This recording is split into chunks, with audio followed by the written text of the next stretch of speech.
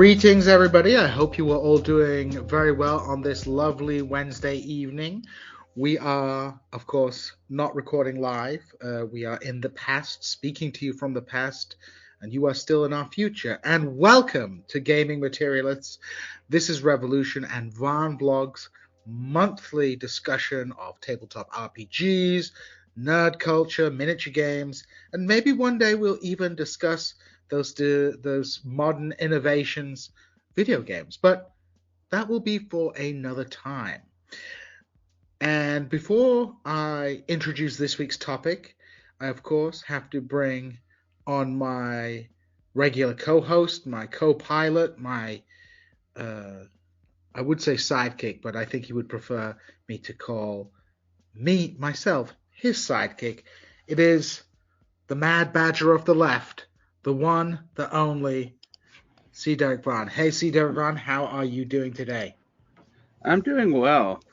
One of the things about being a badger is I'm definitely a North American badger because those British ones are like cuddly looking.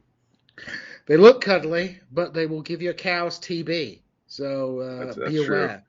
Be aware of the badgers. There's always a big faff around badger culls. There's a fight between the people who want to murder the badgers and the people who want to save the badgers.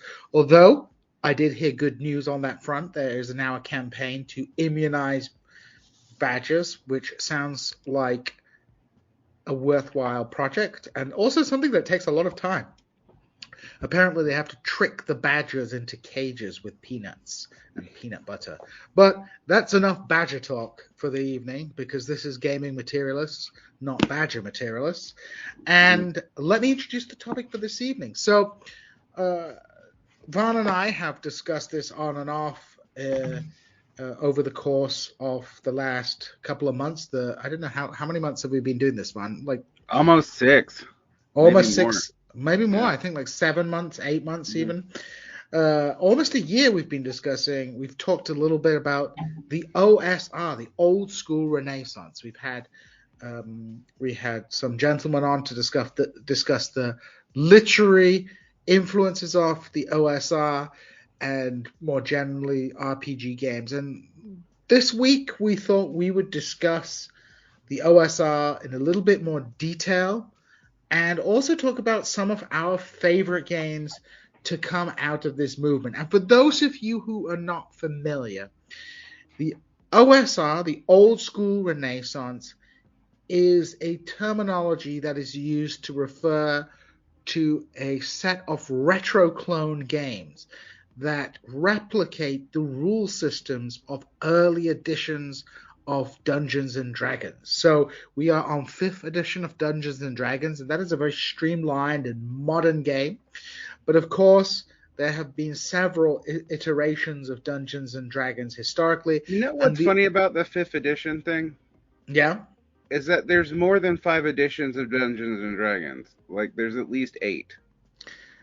Yes, because some of them have different names. But yes, we're officially on the 5th edition. But until 3rd edition, and that is when Wizards of the Coast, Hasbro, took over the intellectual property of Dungeons and Dragons. So up until the late 1990s, Dungeons and Dragons didn't go through hard editions.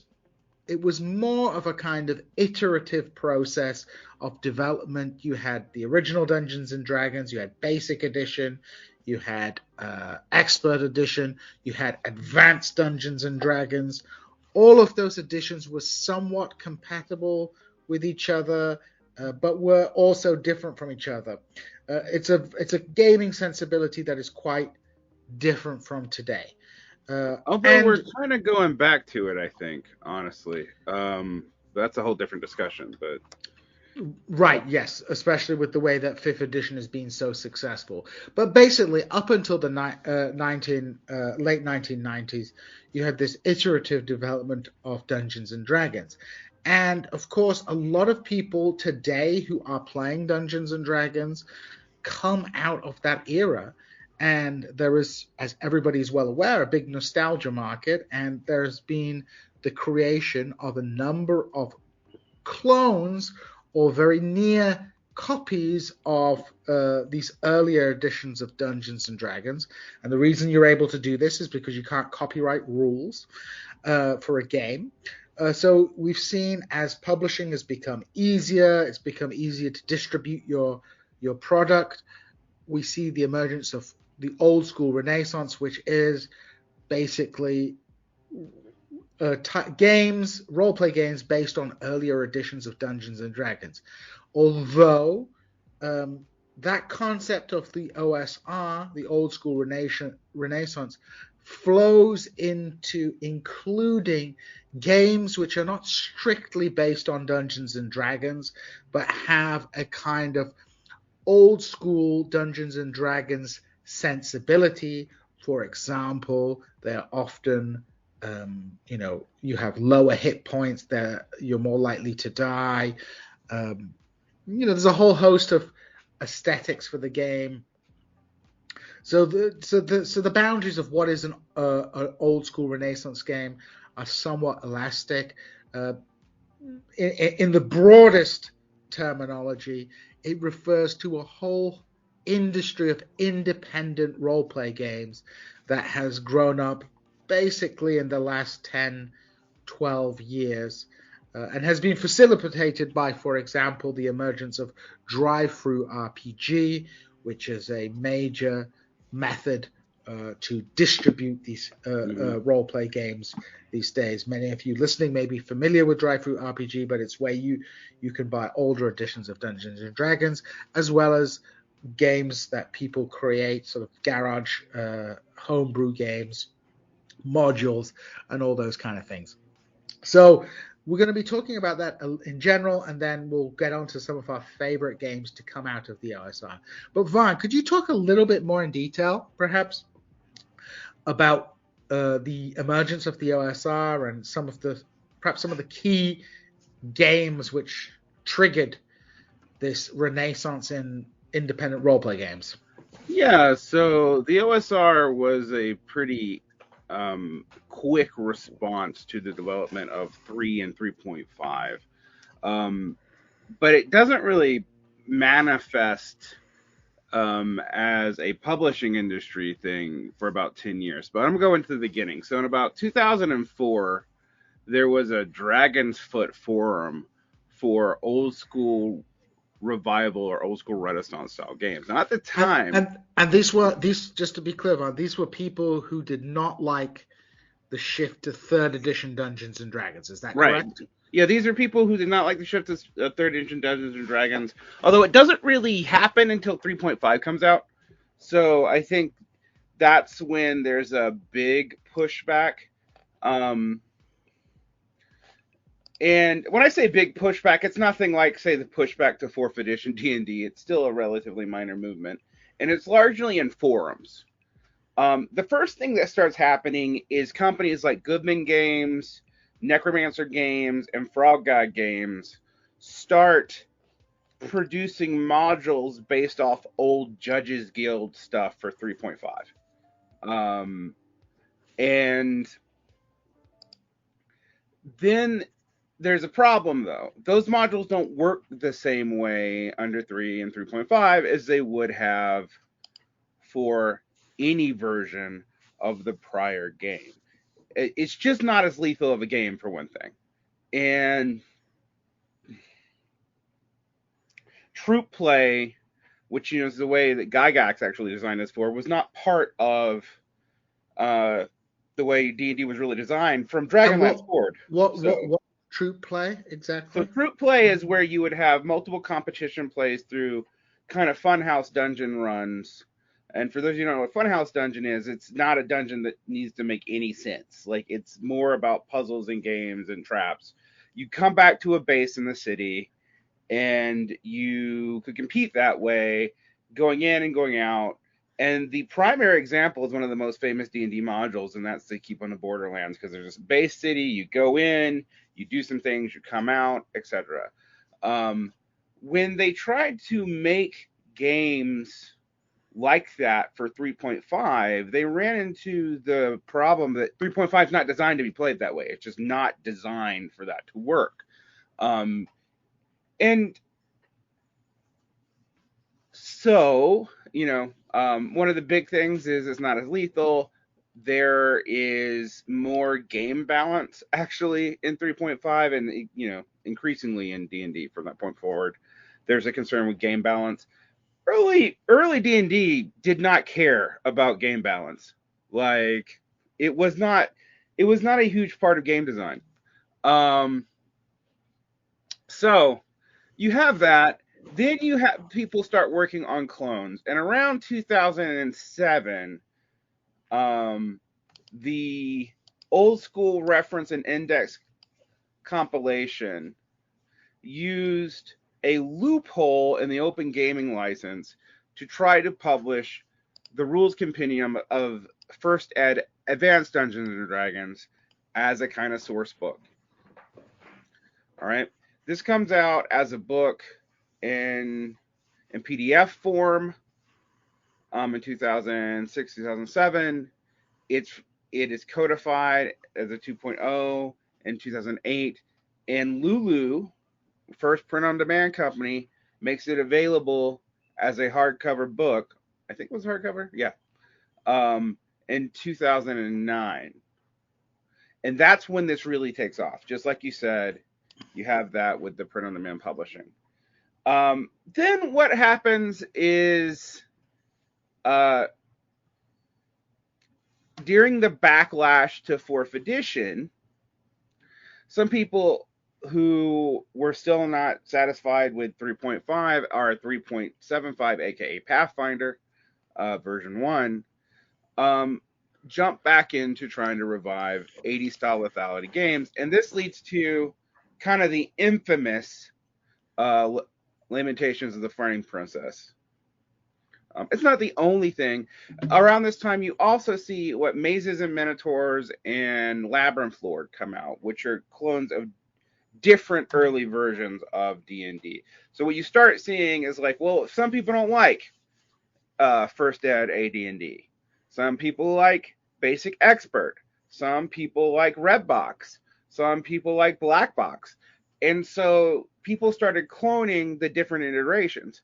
And one of the things that we have to admit is before 2nd edition AD&D, D&D's rule sets were compatible, but only kind of in the sense that no one thought to make them coherent. Like they really kind of didn't work. And so this becomes clearer as people go back and try to reconstruct D&D from these early core books, and they realize how much is like all over the place. And also how poorly written some of these early rule books are. Obviously these rule books, it's important to remember that these were the first role-play games. So the way that they explained rules was sometimes not the most intuitive. Many of these retro clone games that were coming out, they have similar or the same rule set, or there are slight differences here and there in the way certain aspects of the games work, but they also have to a certain degree a modern design sensibility in that they are much clearer in the ways that the rules are written, but largely they're taking these older rule sets and in some cases having very faithful reinterpretations of them. I think Old School Essentials is a good example of that. Yep. And then you have games that are based on older versions of D&D but have their own twist to it. And I think Lamentations of the Flame Princess is a good example of that. Lamentations of the Flame Princess, as Varn points out, was somewhat controversial because it was the edgelord D&D, I would say. It was it engaged in a lot of wanton violence, and as things got pushed out. Now I actually like and own some Lamentations of the Flame Princess products, like their Carcosa release is actually really interesting.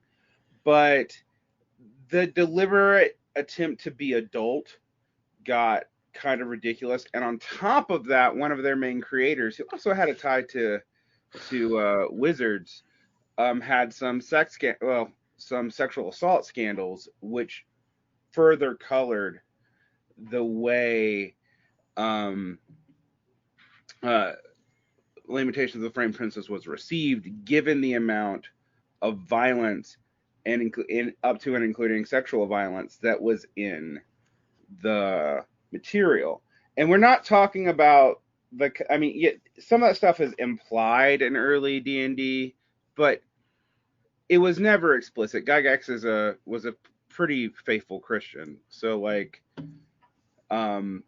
stuff could get edgy, and there's like full nudity and demons in some of the early D&D supplements, but it never got that edgy. And so you had that, but Lamentations of the Flame Princess is one of the more famous ones, and in the beginning, its notoriety and controversy actually propelled it to the front. Mm-hmm. Stuff like Lavenflord and Mazes and Minotaurs did slightly less well, but again, this is all about the same time. And then around 2014-15, there was this like explosion of just pure core gaming things that aren't even trying to necessarily replicate the aesthetic feel. Because one of the things about these early games, Lavenflord and Mazes and Minotaurs are trying to also replicate the aesthetics of early D&D. Lamentations of the Flame Princess is not, but it isn't totally, like, it even sets it a little further in the future. It's definitely Renaissance, not medieval. But then you have stuff like Black Hack, White Hack, and Into the Odd, which are purely mechanics. That's all they are. And they do little tweaks to the system to give it its own flavor. Then around the same time, Gavin Norman, which would later become, let me make sure I said his name right. Gavin Norman, who would later become Necrotic Gnome Press, starts doing a BX clone and writing his own materials to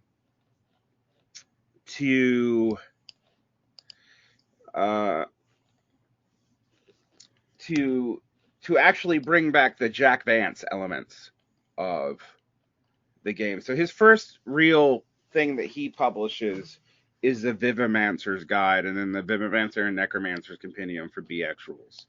And then as he's working on the BX rules, he comes up with Old School Essentials. Now this is actually really late, but this is just as generally considered, and it's one of my favorites too, the winner of the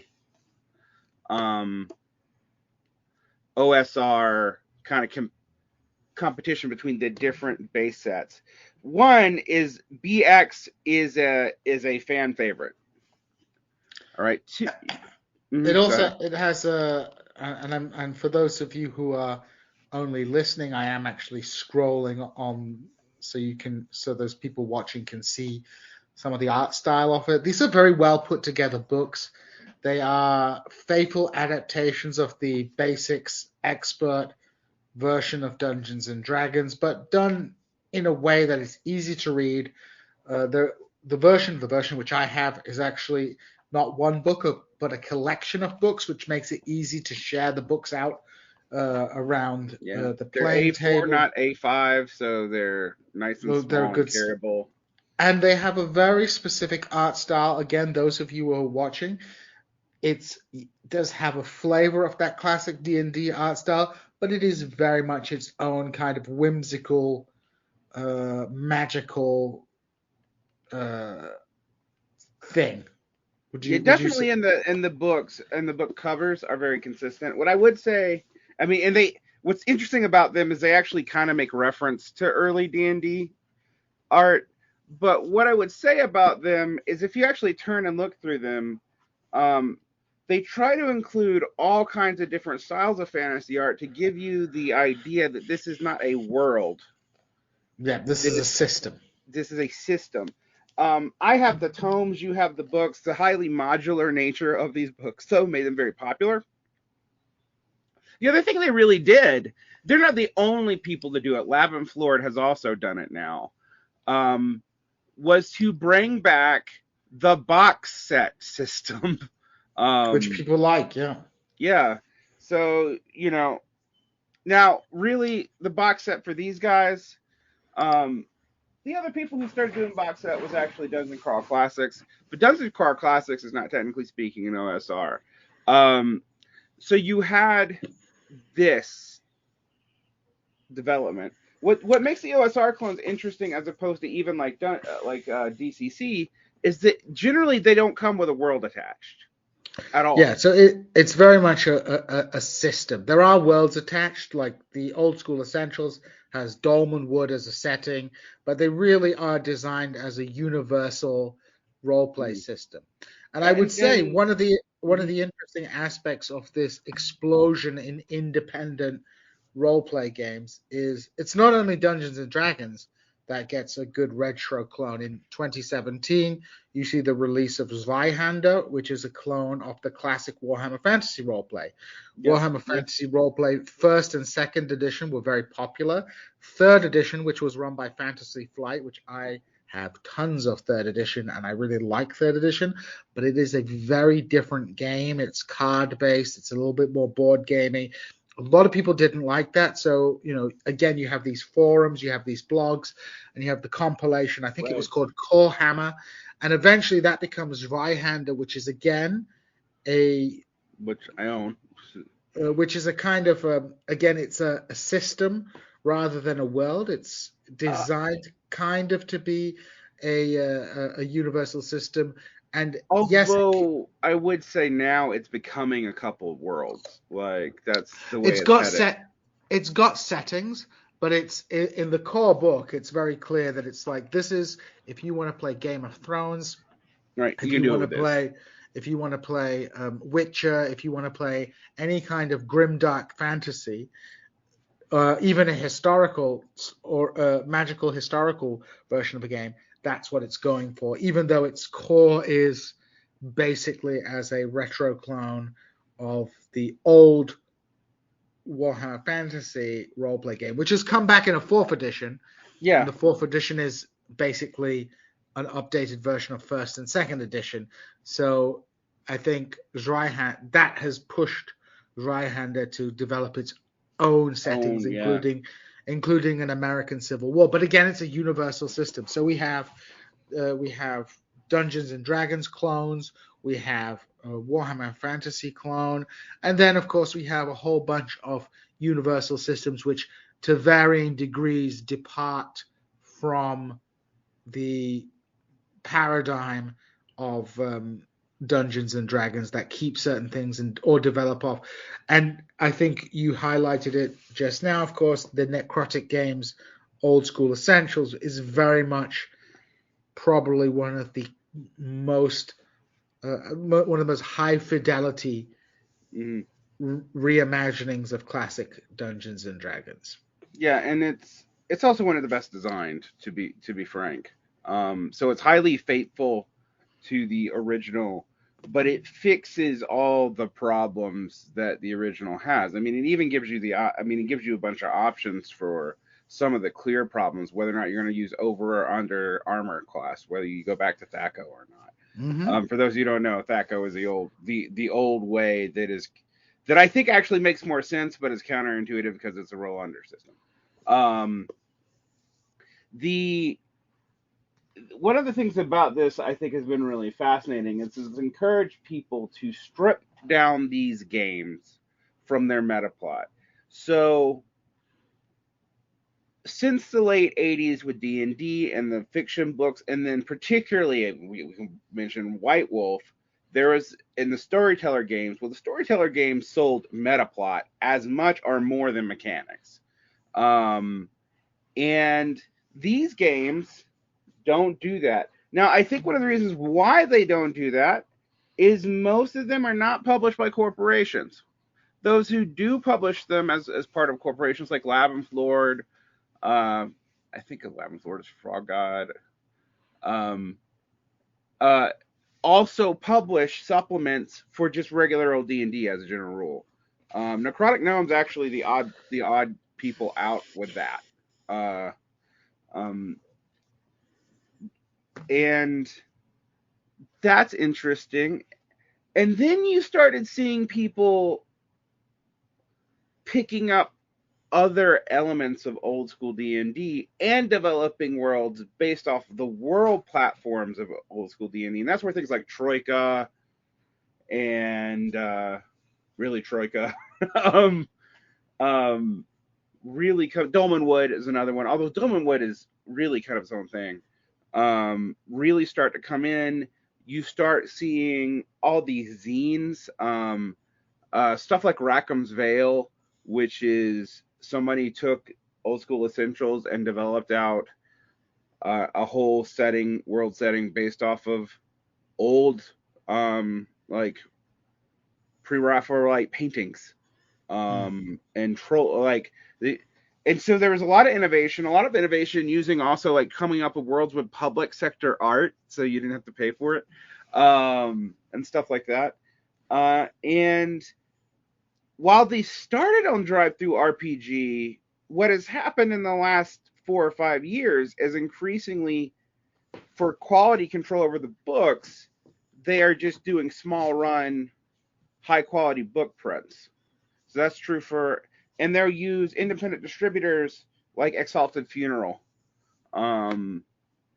who started off distributing mostly zines, and then started connecting people with how to get these things printed in better editions with proper stitch binding, better paper, etc. And this is one of the things I would say about the OSR and OSR adjacent publications and roleplay games. A lot of thought goes into the design of these books, both to ensure that the rules are well displayed. Although it doesn't always work, a lot of the people working on these books are artists, so sometimes these books are over-designed and impractical and cumbersome, but they're always beautiful in the sense that there's always interesting art and a lot of attention to detail. Would you consider Morkborg OSR? I mean, I would consider Morkborg, for example, as an OSR adjacent game. So I should clarify. Some people will refer to OSR only to refer to specific Dungeons and Dragons clones, whereas I tend to use OSR in a more general sense to refer to basically the entire ecosystem of independent roleplay games that was spearheaded by this old school Dungeons and Dragons revival. So Morkborg, which is a kind of death metal Vikings type of roleplay game, which I think they're creating a cyberpunk one now. That's a game with its own rules and its own aesthetic, but again, well designed. I mean, I think the book is actually not useful for play. The actual play sheet's only 2 pages long. The rules, if you try to use the rules in the book from the book pages, it's almost impossible to do. So yeah, I mean that's the problem with some of these OSR games. They're so artistically designed, they become over-designed, and then it becomes difficult to use these books in a practical sense. But certainly that's not a universal problem. There are many publications that strike a good balance between, being a good-looking book, but also being practical and easy to read. And well, let's. So you talked a little bit about old school essentials, and as I said at the beginning of the show, we're going to talk about some of our favorites. And old school essential is one of the ones that Varn told me beforehand he wanted to talk about, and we talked about it a little bit. But do you want to talk a little bit more about why you like old school essentials, and why would you recommend it to people who are interested in getting into these games? Totally. One thing I would recommend about old school essentials is that the books themselves are clean. All the information, and I don't know, I mean, Gavin Norman must have spent years doing this, finding all the charts to get them all down on one page. So when you go to a class or a raise, it's down on one page. It cleans up a lot of the problems and contradictions in the BX rule set. And by the time he released Advanced Fantasy, adds in everything that was missing that's in First Ed AD&D 2, and makes it fully compatible, not just partially compatible, through a set of rules options that really reconciles the book. What I find so interesting about it, actually, is that they're proving that they can do a lot of different style of games, and they're beginning to really encourage outside development, because of course it'd be contradictory if it wasn't. And so you have, if you get into OSE, not only will this work with any D&D book, not, excuse me, I'm in the wrong book. Not only will this work with any D&D book that you've ever used before 3rd edition, right? You can make it work with this. Any of the hundreds and hundreds of modules or settings that you used to play with AD&D, you can play with Advanced Fantasy from OSE. Anything that was for basic, you can play, or expert, you can play with their basic set. Plus, they're encouraging new development, and they come out of zine culture, and they really encourage that. So one of the things about them is if you can find all kinds of fairly moderately priced zines to get settings, modules, adjustments for these rules for the kind of play that you want, and they're really easy to design from your own. And they're also easy to, I want to highlight here, they're also easy to use. One of the gripes I have with many of the published corporate roleplay games and their modules is obviously, well, maybe not obviously, but one of the outcomes of the imperatives of the market is that these books are overwritten. They often have too much writing and difficult to use, will have a lot of information but not be well put together for a GM to make the best of. There are exceptions. I think some of the starter sets for Dungeons and Dragons 5th edition were very good in this regard, but in general, modules can be quite cumbersome to use as a physical item. Many of these homebrew games that people are publishing, the notes and the way that things are put together are very helpful for a dungeon master who wants to run a game. You don't have to spend ages reading everything. You could read it a couple of times, or a time or two. Usually they'll be well designed, so everything you need for an encounter is on one page, so you don't have to flip between different pages. So there's a lot of thought often goes into these products and how they could be used by people. Yeah, I would say if you like classic Dungeons and Dragons, you probably don't really understand the rules until you go through OSE. I mean, I've been amazed at how much easier it sticks in my head than the way it was classically presented when I was in high school and we were playing second ed D&D. And I would say fifth ed's, and I will come to fifth ed's defense on a lot of things, but one of the things fifth ed has done until very recently is rely on adventure modules to also add class, race, and other expansions, and then require people to often either develop on their own or buy from Drive-Thru RPG supplements to really flesh out all that they're throwing in there, because they're keeping the book size and price down. These books are really, really designed to be modular. If you get one of their modules too, they're not overwritten, which that might not be true for everything designed for OSE, because not everything is put out by Necrotic Gnome, but at least what I've seen so far has a very classic stripped down feel. But if you've ever gone through an old module, or if you have, like I have, like the Goodman Games original Reincarnateds, where they fix it, but then they put all the versions of the earlier modules, and you realize how impossible some of them were to use. The way old material was laid out was often dictated by the fact that even corporate publishing in the 70s and 80s was little better than zines. Like, they were basically mass published zines, because you did not have, I mean, you were still basically cutting and pasting and then running the plates from there. And that led to very strange layouts. We don't have that problem anymore. Like, so OSE fixes that. I also really love Dolmenwood. I've been a subscriber to that zine.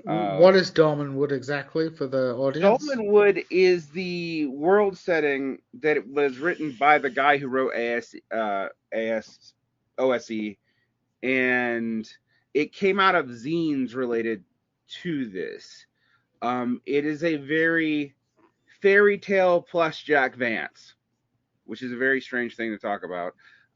Setting. It has a sense of whimsy to it, but it also can be quite dark. But it's not grim dark at all. And it's very different than D&D, and either it's Gygax Sword and Sorcery or it's post Dragonlance Tolkien-esque feel. It's got all kinds of very different things. It's very Little Red Riding Hood, if that makes sense to people. Yeah, just imagine Little Red Riding Hood and the wolf, but like the original story where the wolf actually eats people. And Little Red Riding Hood is a ranger. Yeah. It's a very interesting setting. I quite like it. It's not completely purchasable yet. I think they're about to release the player's book. If you up on the screen like that, they have used Patreon actually to not only develop their product when their product known, but to get instant feedback. So like I do patronize them, and you can give them feedback immediately. And unlike something like Wizards, they don't need a high profit margin, because this is basically a dude like who goes and hires freelancers and artists as he needs to. Like, and I will tell everybody, I will put the links in the doobly-doo, so there'll be links to all these products. So if you're in any of the ones we talk about today interest you, you can check down in the description and click a link, and we'll make sure you can find what we're talking about. Well, Varn, I do want to. We've talked about old school essentials. I know you have a passion for the old school essentials, but you did have another game on your list. Yeah, this is my other favorite game, which is the weirdest OSR game, and that's Troika. And it's hard to describe Troika because it's hard to describe Troika. It's a game that was developed by a British guy. I can't remember his name. I'll see if it's in the book immediately. Daniel Sell, who loved Planescapes, but hated when they filled out the Planescapes world. Yeah, and just to give people an idea of the rule sets, it is not a Dungeons and Dragons rule set. It is based on the fighting fantasy books. So I don't know if anybody in America knows about fighting fantasy books, but there was a series of choose your own adventure books that were very popular in the United Kingdom, which were written by Ian Livingstone and Steve Jackson. And the British Steve Jackson, not the American Steve Jackson, although there is a book within that series written by the American Steve Jackson, but with the other Steve Jackson. Not confusing at all. Not confusing at all. Both. So there's British Steve Jackson, who helped found Games Workshop, and American Steve Jackson, who created the game Ogre, I think, and he did GURPS, if you know GURPS. But they had this series of books called Fighting Fantasy, which was a very simple choose-your-own-adventure game, but where you had a dice and a character sheet, and you rolled combat with monsters. And they actually also made a role-play game based on that. There was the Fighting Fantasy role-play game. It was a kind of simple version that was very similar to the books, and then was an advanced Fighting Fantasy book, which was based in their world called Titan. I actually have all the advanced fighting fantasy roleplay books at the top. It was a very British sensibility of a roleplay game, but a simple system where you have skill, which is what you use to fight with, stamina, and luck. Those are your 3 things that you need, and you go from there. And so it's that system, but then, as Varn says, it's a Planescapes style world. So what's Planescapes exactly? So Planescapes was this elaborate multiplanar thing, similar to Spelljammer, actually, that kind of filled in the cosmology and connected the different world sets in D&D. But if you just got the original box, outside of the City of Pain, it could seem quite random with very complicated factions that were completely foreign to any of the other worlds. Well, Troika is awesome because basically it stripped out all the lore from Planescapes, but added this idea of shifting planes and ships and all that. But then introduces very random character types and skill sets that means that you, as a player and as a DM, have to create complicated worlds kind of on the fly because almost everything's randomized, and it can get really wild. All right. And very creative and very, very strange. There are several supplements for this put out by the Melisonian Arts Council. All these are out of the UK. I think the same distributor that distributes Old School Essentials distributes these in America. I would also say the style of these books is like if H.P. Lovecraft and Doctor Who had a weird, twisted, tentacly love baby and played Advanced Dungeons and Dragons with a British rule set. That's what it feels like. And you can be serious with this, you can be whimsical with this, you can be super strange with this, but it requires you to be highly creative, as you can see with the art associated with it, right? It just looks so strange. I love Troika.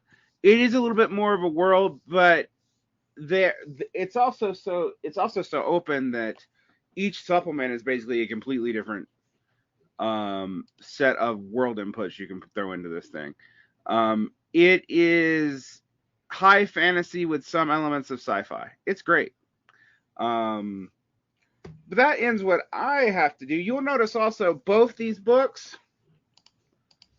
really high quality stitching, really high quality printing, and they're small and carryable. You don't have to carry tons of stuff around with this. And also, I would also say, all of the things I've noticed about OSE products is they do not require complicated grids and setups to play. Like, it is very much paper and mind driving this, like with early D&D. And while you can play 5th Ed without battle maps and miniatures and whatnot, that's increasingly part of the culture. So these are also very affordable games to play. They usually, at most, like, the most supplements for any of these is like 5 to 10 books by their original people, and that's it. That's all there is. Now, there might be a ton of zines and whatnot. You can go as deep as you want to, but you don't have to. And I find it interesting because these are produced at such small print runs and by such small groups, they don't need the profit margin to continue to produce. And so you can often get a better product for cheaper, and they don't have to cater to D&D, the current Wizards of the Coast D&D, the way almost everything else has to stay on the market. Yeah, and they usually take bigger risks. That doesn't mean that they're necessarily more edgy, although Lamentations of the Flame Princess, which we have discussed, definitely did try to play up that we can have sexual assault in our games. How edgy are we? But no, it's more. It takes more. They take more risks in that the worlds that they come up with are often more outlandish and more fever dream-esque, and break the traditional, quite conservative sensibilities that prevail, I think, in Dungeons and Dragons. There's something very stale about Dungeons and Dragons to me, at least in terms of its settings. I think it's 5th edition Dungeons and Dragons is a good rule set. I think it's a quality rule set for a type of heroic roleplay game. But I often find the modules and the worlds that go with it are stale and feel, I don't know quite how to describe it, but feel they don't take any risks. There's no risks. There's nothing. There's no bite or edge to them. It's all very soft play. I think is how I would describe it. I would feel like it's taking the genre conventions of high fantasy and then committing them out to be as safe as they can possibly be. I mean, sometimes there are risks, but unfortunately, D&D, a lot of times those risks are not rewarded, either because the supplement's bad, like say maybe somebody likes Strixhaven, but like Strixhaven, or it just feels so discongruous that it doesn't come on. Now, what I do find interesting is there's lots of cool worlds for 5th Ed. They're usually just not made by wizards. Like, but that's a different topic. Let's go to your 2 OSR games. And I think Troika is questionably not OSR. So depending on how you really feel about it, I think it is. But I think even Mothership. Oh God, Mothership is so awesome. So Mothership here is, and as you can see, I'm scrolling down their latest Kickstarter, which they've used to kickstart a box set. As you can see, they've made $1.5 million. Yeah, it was one of the most successful Kickstarter campaigns in history. It's I'm very tempted. I actually have all the books already. I did kickstart this, but then I forgot to put money in my bank account, so my Kickstarter never went through, so I'm really sad about it. But I can actually order it on pre-order. Anyway, I'm getting the box. So I will get the box. So what is Mothership? Well, it's not really an OSR if you're a hardcore OSR believer who believes the term old school Renaissance should only be used to refer to specific D&D retro class. So it's certainly not that type of game. But it is a game that has come out of this Renaissance and independent RPGs. And of course, it's a science fiction game. Now, Varn picked 2 roleplay games which are in more or slightly less traditional roleplay worlds which you would associate with Dungeons and Dragons. But the 2 games I picked were science fiction games just to switch up the atmosphere and give you guys some other options. Now, those of you who used to watch the old Zero Books channel before Doug got liquidated and everybody was purged. 36 style. We got Night of the Long Knives by the lovely new people who run Zero. Doug, me, Jason Miles, and Doug's kids actually played Mothership on the Zero Books channel as a kind of roleplay game, Zero Quest, which I believe you can still watch on Odyssey. What is it? Well, it is a generic science fiction game, but designed with very much a kind of Aliens, Event Horizon, Expanse style to it. So I feel like it's a better Aliens game than the Aliens game, which I also don't dislike. But yeah, no, the Aliens game, there's a I think it's Free Guild or Free something. Yeah, it's Free Liga. It's Free League with Modiphius. Yeah, Free Liga with Modiphius have an Aliens game, but Mothership is a generic game, and what I like about it is it's very simple. The way that you create a character is through a flow chart, which means a new player can learn very easily.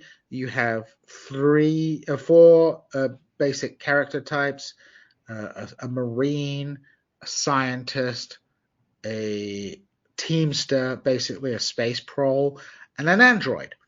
You have some skills. It's a roll under system, so you have a score out of 100, and you have to roll under your on a percentile dice. It's So very that close to a Warcraft clone. I mean, a Warhammer clone almost, yeah, actually, in its basic it's rules. there's. I mean, yes, I don't think Warhammer was the first roll under D100 game, but I think it was probably one of the most popular by the end of the 80s. I want to say Gamma World, I think, might have been a roll under D100. But anyway, it's a kind of simple system like that. It's very easy to build your character. For example, you don't really have to roll much. Depending on your character class, you start off with the same basic statistics. And this makes sense because this is a high lethality game. You know, it's a game where you get boogled by the aliens. And it has a mechanic based on stress.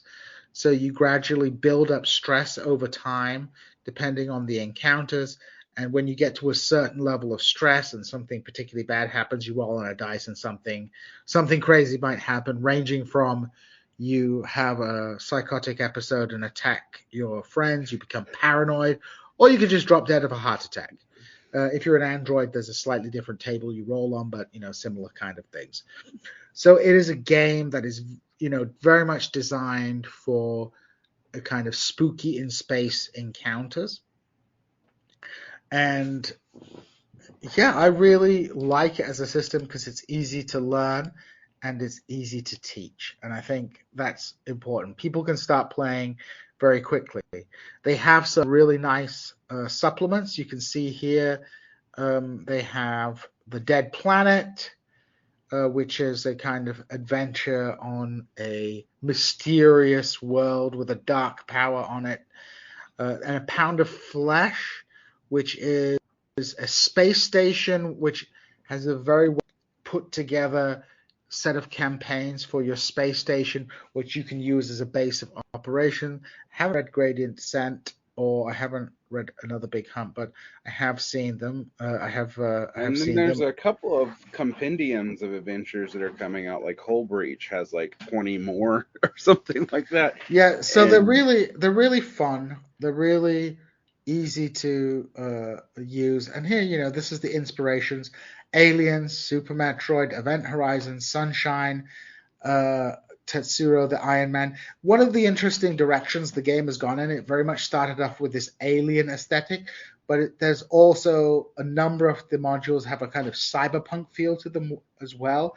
So there are rules for kind of cyberpunking up your games a little bit. So it's a good cyberpunk replacement as well. it's If a you wanted to good play future Cthulhu replacement too, good cues. actually. So I like Mothership because, to be honest, it is the only sci-fi game I would really want to play. And the reason it's the only sci-fi game I really want to play is because it can be used and it can cover most science fiction universes. There are some, if you were doing a very space opera game, the other game I'm going to talk about would probably fit that. But for hard science fiction, a kind of near future, or even an almost a Star Trek, even up to a Star Trek level kind of science fiction, Mothership is a perfect system for it. And the modules that have been written are very practical, easy to use, well designed. They don't overwhelm you with information, but they give you just enough to build off to make your own stories. So I really, really would recommend Mothership to people who are looking for a game that they can teach people really quickly, and that is going to be usable for a generic future game. Any thoughts on Mothership? Oh, I love Mothership. I would also argue if Old School Renaissance is not purely D&D based, that I would count Mothership, even though it's Ronder 100 systems not from the TSR world. People forget, but TSR had a series of different sci-fi games that it tried to push, from Gamma World, what's the other one? I forget. You did have some popular sci-fi. I think Traveller, for example, which Traveler wasn't. by Games Workshops. Yeah. I don't think was Traveller by Games Workshop. I don't know who did Traveller. The first edition of Traveler is Games Workshop, and then it gets sold by, I think, 1996. Other things. Steve Jackson had it at some point, and Mongoose had it at some point, but it's been a lot of different things. But those systems aren't simple. Traveler is like awesome, but you can die in character creation. So which is an interesting concept. Gamma World is too specific because it's like space travel in a Dark Ages universe where you find random future tech. It's a lot like something like, I don't know, I can't believe I think of games. Whatever. So, and I love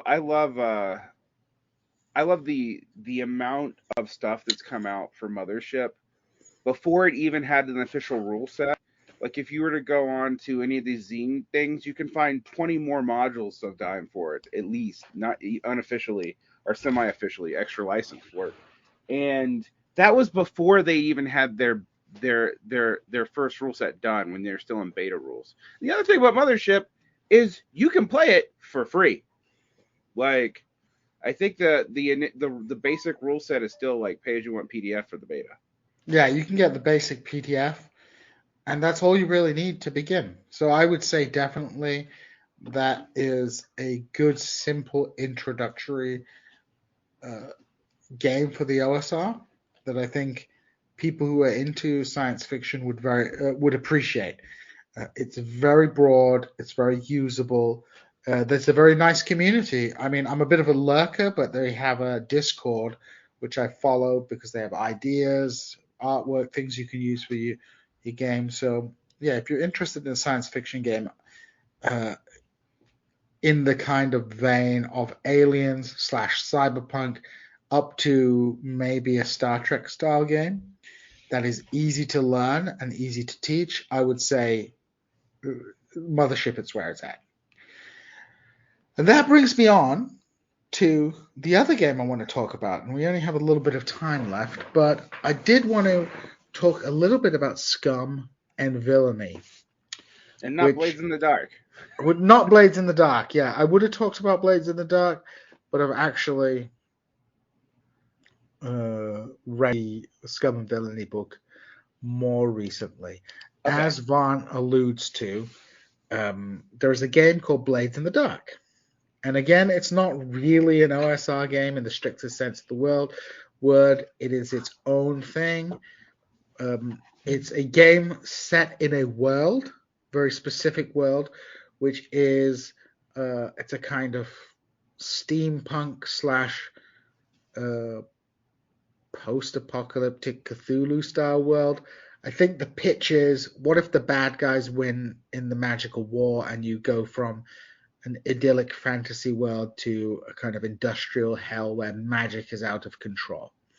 And you have a 19th / early 20th century technological level in which to operate, but with obviously magic and all kinds of things. If anybody saw if you saw the TV show Carnival Row, something like Carnival Row, which I thought was a good TV series, but I think they canceled it. And you're playing smugglers in Blades in the Dark. In Blades in the Dark, you're playing a gang. Yeah. So it's also one of the inspirations is kind of Peaky Blinders. It has a system for setting up a gang, having gang territory. But what it's most well known for, I think, well, there's a couple of things I would say. Firstly, it's a game where your roles, by and large, will be successful. In what you're trying to do, you will be successful most of the time. The question will be how many complications are going to come along with your success. So it's a game that is quite good if you want to do a very story-driven thing where you need to drive the story forward, where you can drive the story forward on a roll, but complications can come out of it. So you have fail states. One of the problems I think people have, and you don't have to play like this in a role-play game, is that you have a binary pass or fail. So, you roll to jump over the gap, and if you fail, you fall down the gap. Whereas in this, it's more explicit. It says, well, if you fail, maybe you get over the gap, but you drop your bag and it falls down and you lose your weapons, right? But what it's most well known for, and I think this system is ingenious, is the flashback system, where this is awesome. where one of the annoying things in a roleplay game is you do your campaign and then you get to the point where you have to attack the big bad's castle, and you spend a whole game session arguing with your players about how they're going to approach the castle or the dungeon or whatever they're going to do. And the way that this is resolved is the DM drops you straight into play, and when you come to an obstacle, you can call for a flashback. And obviously there's a currency you use. You can't do this forever, but you build up kind of negative points if you every time you use it. But you could call for a flashback, and you role play how you would overcome a particular problem. So, for example, you say, we're going to break into the castle, and I say, okay, you get to the door. As you approach, you can see that there are guards. How are you going to deal with it? Now, you could play there and there and attack the guards, or one of the players could say, oh, what I'm going to do is a couple of days before we attack the castle, I'm going to try and bribe these guards to let me in. And then the DM will role play with that player how they prepared to overcome a particular problem. And so that makes the play quite fast. It relies on a DM that can think on their feet. But Scum and Villainy is the space version of this. There's a kind of semi-setting, which is maybe a little bit Star Wars, something Star Wars about it. It feels Star Wars plus, I don't know. Firefly. Firefly, yeah, that's the closest thing I think of space western-y stuff. It's very space western-y. They have a lot of nice little systems, like it encourages you to create circles, divide that circle up into quarters, and use that instead of like hit points on something. Or there's a lot of innovative systems to it. It doesn't play exactly like a traditional role-play game. And the Blades in the Dark, which was the first one of this, has spawned a bunch of games, not just Scum and Villainy, but there are a couple of other. Band of Blades is another one by the same people. Band of Blades, yeah. So you have like armies, Yeah, you play armies where you have a tactical phase and a strategic phase and a mission phase. So it's a kind of interesting system. There's Band of Blades. So I like this game because of its innovative system. I also think character creation is quite simple as well. Yep. You have a set character and then you tick a couple of boxes and you're ready to go. So again, one of the other things I like about this, which I think is similar to Mothership, although I think it's a bit more complicated, is that it has a quick character creation, and you even pick a ship, which you can decide whether it's the bounty hunter ship, the smuggler ship, or the rebels ship, and that dictates the kind of things you try to do. And then it's a game where the players drive things, so it's a very different kind of role play for a GM. It's actually awesome for a GM because you don't have to do a lot of prep. Yeah, you have to have a good overall background, and they give you a lot of good advice about how to keep records of things, especially with this circle system where you divide a circle up into quarters or eighths or what have you, and then you fill those in as you progress towards particular goals or gain favor or don't gain favor with particular groups. And so it's a lot of emergent gameplay. So it's a kind of different style of roleplay from what I think people are completely used to these days.